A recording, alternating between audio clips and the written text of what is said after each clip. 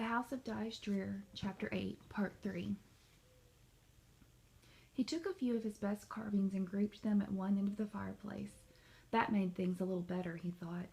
The view from the bed to the mantel of the fireplace was less balanced. Then Thomas opened his suitcase at the foot of the bed and got into his pajamas. He threw his clothes over the back of the chair. That made the room look almost messy. He smiled, relaxing a little. After that, he lay down on his bed and stared up into the light. The ceiling of the room was painted the dullest gray Thomas had ever seen. The color of it was worse than the carpet, which was dimmer still. The walls were papered in a pale blue flower pattern with loops of brownish leaves. Automatically, Thomas let his mind redo the walls and ceiling in bright earth colors. Window frames and baseboards were trimmed a dark mahogany. The floor where the carpet ended was the same mahogany. I'll let the floor stay dark, Thomas thought, but all the trim he allowed his mind to paint pure white. There were two more mahogany doors in the wall across from him. Thomas leaped up from the bed and snatched one of them open. Only an old empty closet, he said. I knew it. It was not a large closet. It had a few hangers spaced about 2 inches apart along one wood pole. Thomas hung his Sunday suit in the closet and left the closet door open. Treading barefoot, he went to the next door and flung it open. There was a tiny room with a sink and a 3-paneled mirror above it. Thomas was pleased, and he remembered to brush his teeth. He even washed his face, eyeing himself in the 3 mirrors. After that, he gave one last look around the room, especially at the chair, and turned out the light. Lying with his arms over his eyes, Thomas tried not to think about anything. He didn't want to scare himself about what he planned to do. Soon he heard a door open and close down the hall. Then the voices of his mother and father. He waited about an hour, and then he would take the sheets from the bed and carry them downstairs to the front parlor.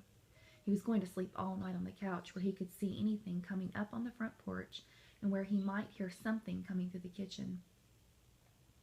Thomas was tired, but he did stay awake.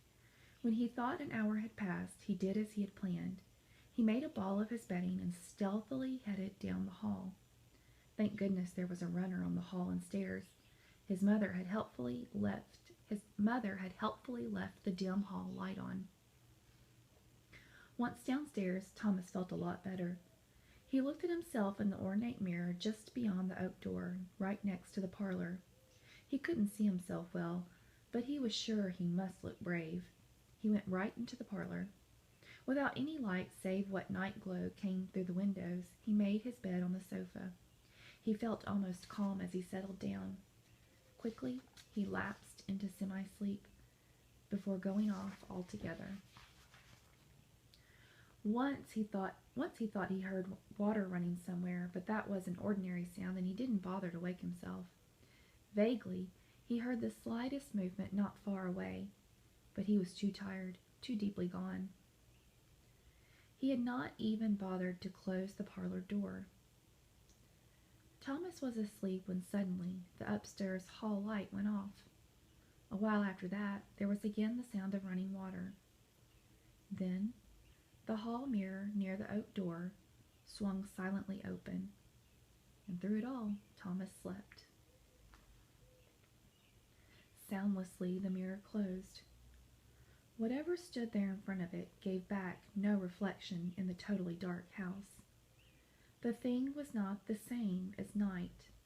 It was darkness detached from the black of the entranceway. It was solid, but it could move, and it did not hesitate. It went directly to the stairs and up them, a mass of shadow black that knew its way. At the top of the stairs, it paused as though listening. All remained silent. The thing, as it stopped before each closed door, was once more a part of the black house.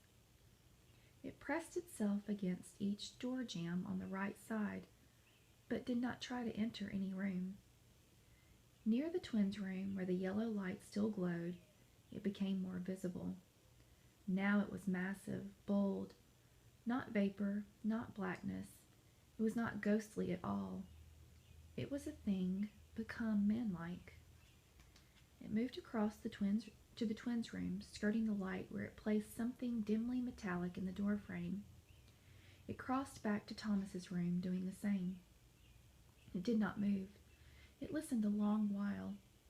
Then it crossed over to Mr. and Mrs. Smallroom, where it again placed something in the door frame. After that it went down the hall and down the stairs. Whatever it was did not bother looking at Thomas asleep in the parlor. Perhaps it didn't know he was there.